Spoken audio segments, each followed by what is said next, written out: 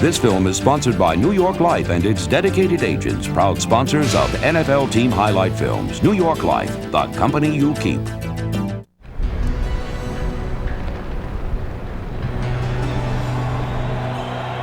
If you build it, they will come. In record numbers, the team, the field, and the dream have come home to St. Louis. It was the vision and tenacity of owner Georgia Frontieri whose steadfast efforts brought the Rams to her hometown. And thanks also to Columbia, Missouri businessman Stan Kroenke, the Rams are now the spirit of St. Louis.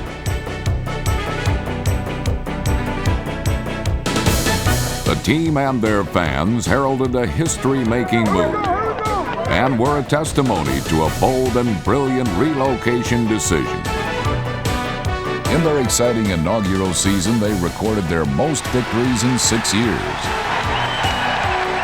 They tied an NFC record with a 3-game improvement in victories under new head coach Rich Brooks. Stepping up in the pocket, throws the back of the end zone, touchdown, Todd Gibson. Second-year sensation Isaac Bruce shattered numerous team records and now ranks 5th on the NFL's all-time single-season receptions list. Throughout the year, they raced to regain the glory of a 4-0 start, and en route earned a new level of respect in the league.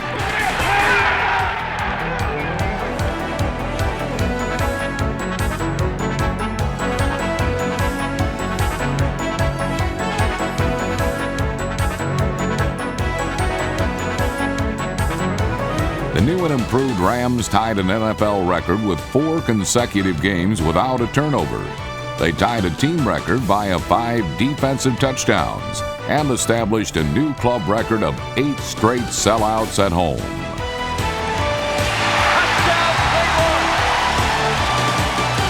Ram faithful fans became the lifeblood of this team, and like every great organization, they played to win. The spirit of St. Louis had welcomed them home.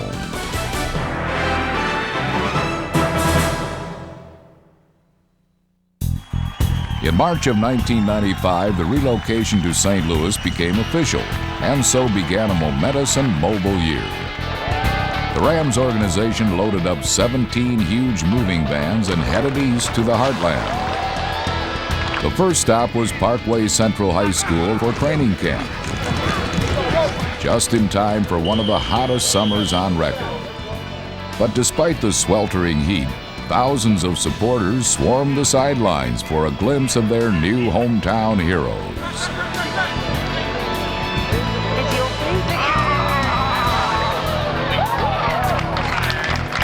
Then the team utilized the popular Matthews-Dickey Boys Club as an in-season training facility. After playing all of their preseason games on the road, the Rams used baseball's Busch Stadium for their first 4 home games. At last, in November, the Trans World Dome was opened. This brand new state-of-the-art citadel on the Mississippi now proclaims a new era in St. Louis sports. The roving Rams were accustomed to life on the road, so Week 1 in Green Bay was hardly unfriendly territory. Isaac Bruce turned his first NFL start into the start of something big. After he blocked a Packer punt, he remarkably recovered the ball. On the very next play, Bruce caught a 23-yard touchdown pass. Back to throw, he's got time, looking for an end zone. Isaac Bruce, touchdown, St. Louis. The Rams with their first touchdown in this new era. The St. Louis Rams have a 6-0 lead. The Rams continued to put points on the board with a touchdown to Alexander Wright. Sean Gilbert struck first on defense. He deflected a Brett Favre pass that was intercepted by safety Keith Lyle.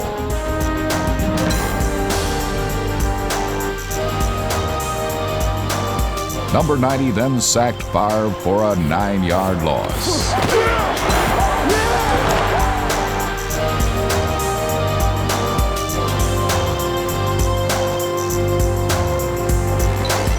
The rest of the Rams defense destroyed the Packers' passing game with 3 turnovers and 4 total sacks. The team even caught a glimpse of greatness in a brand new star. rookie Kevin Carter. The hard-hitting former Nebraska star Toby Wright, a second-round draft pick in 1995, recorded his first NFL interception midway through the game. Linebacker Roman Pfeiffer's interception all but clinched the victory for St. Louis late in the fourth quarter.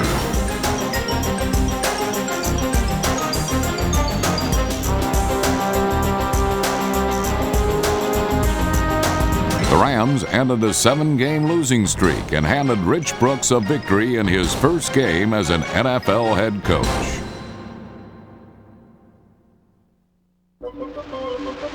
In Week 2, the city was set for the first home game against the Saints. Program.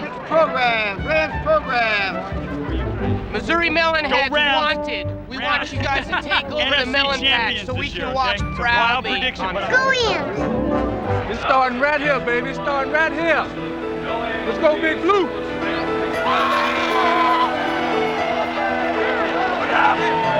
time to get going, baby. Go now. Let the Blue man do the rough move. The offense got it started with a touchdown by Isaac Bruce.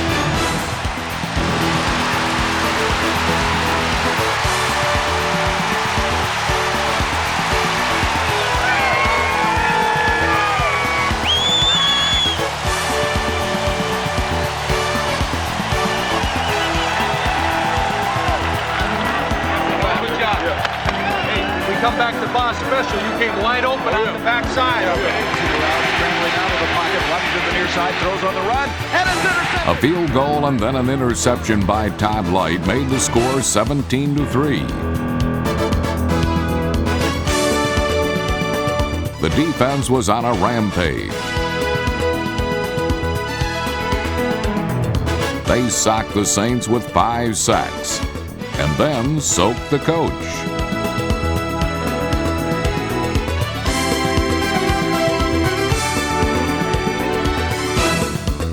In Week 3, all eyes seemed to be on the Carolina Panthers, but the Rams were the ones who were focused. It's got to be fundamentally sound all the way across after their ass, and the crowd doesn't get into this game now. Let's go, come on. Let's go for the ball. Not only did the blue and gold keep the fans out of the game, they kept the Panthers out as well.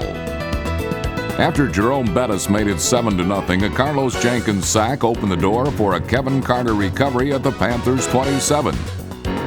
3 plays later, they were up by 14. Once again, the defense was relentless as the expansion Panthers couldn't catch a break or their breath. The lead swelled to 21-3 in the third quarter when Anthony Parker picked up a fumble and ran it 28 yards for a touchdown.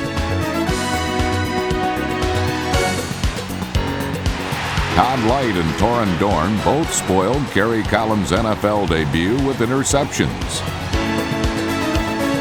The final score was 31-10, and the Rams were now 3-0. St. Louis defeated the Chicago Bears in their second home game at Busch Stadium. The Rams scored on the second play from scrimmage when Toby Wright picked up an Eric Kramer fumble and took it the length of the field. He'll go all the way. Toby Wright's going to go 71 yards, and St. Louis leads it 6-0.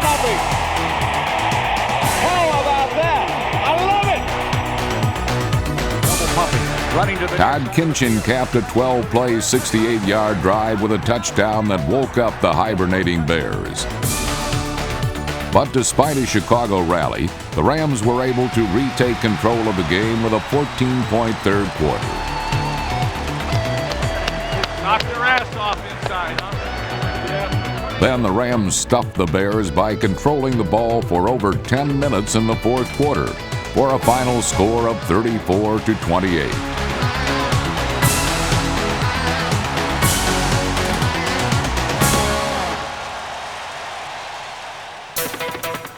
After 4 weeks, the Rams were undefeated, and their defense was unbelievable.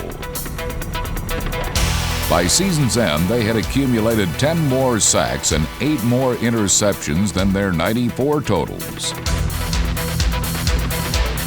Number 58, Roman Piper, led the Rams in tackles.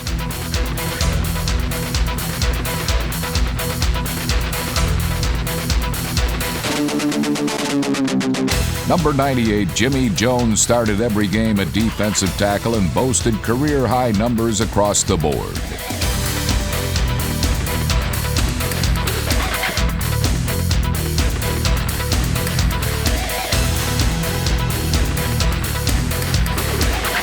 Number 93, Kevin Carter, the Rams' #1 draft pick in '95, started every game at defensive end and was second on the team in sacks.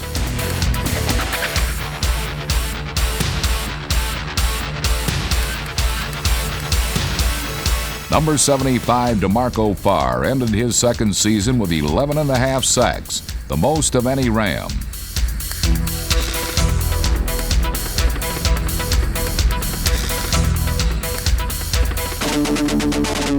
Number 56, Shane Conlon, once again exemplified perseverance. Thomas Hanco was devastating on special teams. Safety Toby Wright snagged 6 picks, the most of any Ram in over 6 seasons. Cornerback Todd Light contributed 4 interceptions with Anthony Parker close behind. Adding depth to the mighty defense was Mike Skurlock, Cedric Figueroa, Keith Lyle, Dexter Davis, Dana Howard, Torin Dorn, and Gerald McBurrows.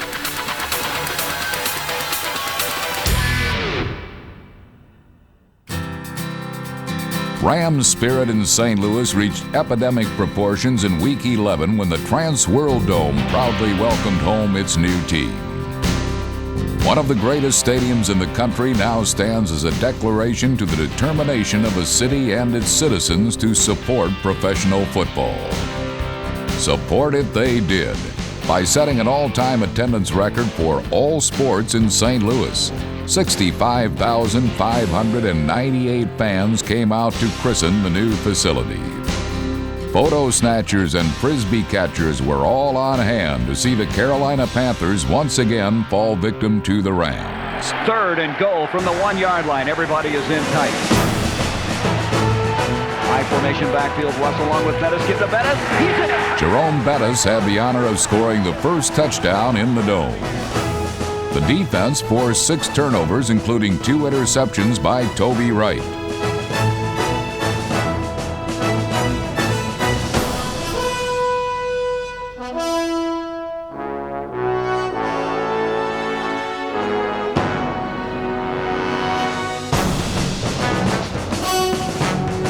They relentlessly kept Collins on the run and sacked him 3 times.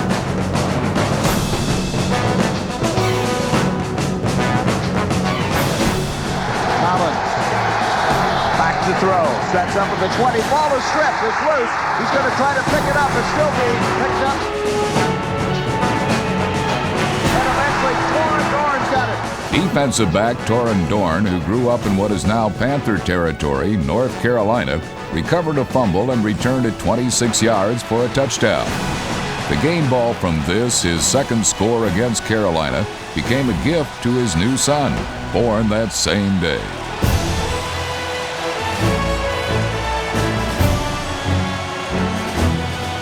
The fans did make more noise when Isaac Bruce, there it is, continued his streak of 6 consecutive 100-yard games with a 12-yard touchdown.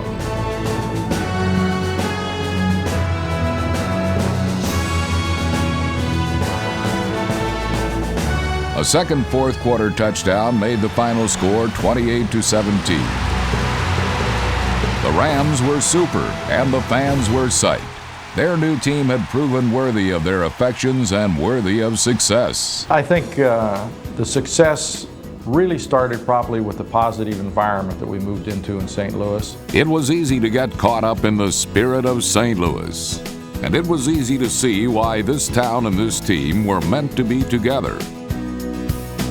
It was clear that the Rams had the desire and ability to translate their enthusiasm for football into generosity throughout the community. What's your name? Tash. Sit on, Lavelle. The team gave back to the city as much care and support as they themselves had received. And in true Midwestern form, they became one of the family.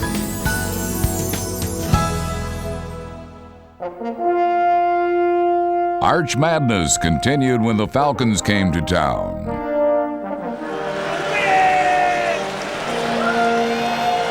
It didn't take long for Isaac Bruce to become a household name, especially after accumulating 191 yards against Atlanta.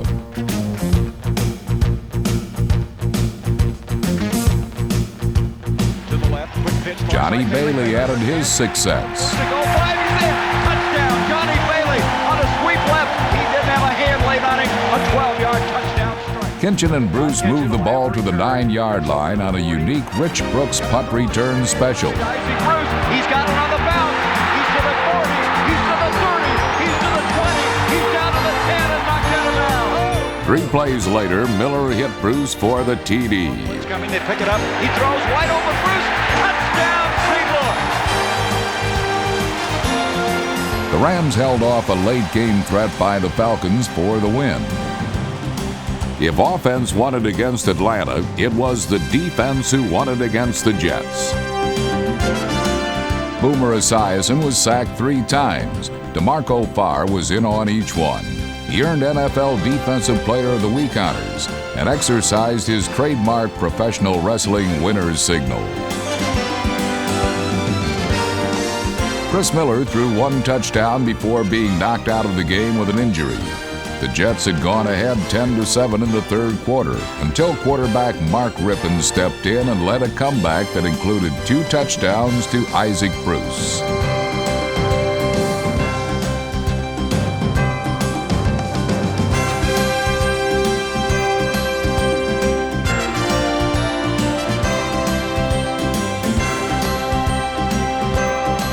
The defense finished off New York with a safety by Kevin Carter. The final score, Rams 21, Jets 20.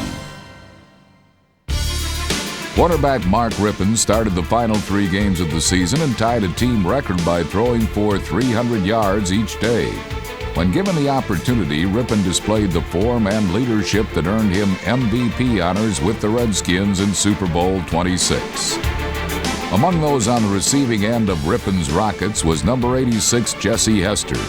In his 10th NFL season, Hester is still a meticulous student of the game. Enthusiastic and sometimes fantastic best describe wide receiver Todd Kinchin. This multi-purpose player had career-high numbers in almost every category in 1995. He led the team in punt and kickoff returns, while loosely earning the nickname Crazy Legs for his high-stepping style on the field. 6-year veteran Alexander Wright joined the ranks of the Rams for his second most productive season ever. Only one man was not surprised by the superstar season of Isaac Bruce, and that was Isaac Bruce. Miller looking, slant inside, touchdown to Isaac Bruce. Oh, my, ducks in the corner, and Bruce has got a touchdown, St. Louis. Going deep, down the far sideline, wide open, the catch is made by Isaac Bruce. He's in, touchdown, St. Louis. Isaac Bruce streaking down the far sideline. Number 80 enjoyed the second greatest receiving season in NFL history with almost 1,800 yards. He led the Rams in scoring with 80 points and earned myriad weekly honors. Here's Miller going for all of it. Bruce is down there. The ball is up. Touchdown, St. Louis. This honorable man was duly honored with the Daniel F. Reeves Memorial Award as the Rams' most valuable player. For the 3rd consecutive year, the Rams' running game was led by Jerome Bettis. In mid-season, an ankle injury caused him to miss the first game of his career, but it didn't deter Bettis' dogged determination to run. Number 28, Greg Robinson, joined the Rams as a free agent in November of '95. He was the Rams' leading rusher in 3 of the 5 games he played. Nickelback Johnny Bailey ended the season ranked 3rd on the team in receptions and 3rd in rushing yards. What began September 12, 1976, lasted until November 12, 1995, Jackie Slater's NFL career. Injuries prevented him from appearing in more than a couple of plays in 1995. But he did set an NFL record by playing 20 years for the same team. And any way you look at it, 20 years is a long time. Slater appeared in 37 NFL stadiums, blocked for 37 running backs and 23 quarterbacks. The safest place on the field was right behind him. The most dangerous was anywhere in his path. He was the protective older brother. You just grabbed hold and followed his lead. He's the most respected guy on this team, not only for his football talents, but just as a person. He's the, perfect, the guy I want to be like in life. So I shot for greatness in just about everything I did, extraordinary stuff in everything I did, and I still think that way. I'd like to be remembered simply as a guy who came to work every day of the week and worked as hard as anybody on the field. And it was a guy who, on Sundays, if you had to play in front of me, you had to bring your lunch pail because it was going to be a long day. After 20 years in the pits, Slater has finally put his hard hat on the shelf. He'll miss the Rams, but not nearly as much as the Rams will miss him. When the game was on the line, you guys did what you had to do, guys.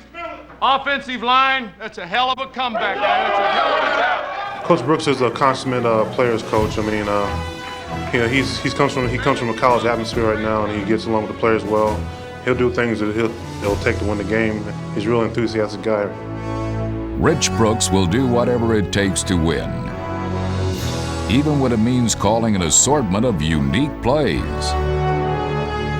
The winningest head coach in Oregon University's history led the Rams to their best record in 7 seasons. We'll have Kelvin Martin going back for Philadelphia. You probably heard me move there. They're going to fake it. Todd Kitchen throws it back to Toby Wright. Wright makes the catch, and he is going to get the first down after the 40. Brooks has a strong supporting cast of assistant coaches who are as committed to excellence as he is. The organization has signed several key free agents like Robert Jones, number 55 from Dallas, and number 91, Leslie O'Neal from San Diego. Together they are bound and determined to reach the playoffs in 1996. Rams owner Georgia Frontiere closed the team's first season in St. Louis by joining the St. Louis Children's Choir at halftime of their final game. The hard-working leaders and coaches are proud of what they've done and what they are yet to do. The town and the team can enjoy much respect and mutual admiration. They've got everything it takes to succeed. They've got the spirit of St. Louis.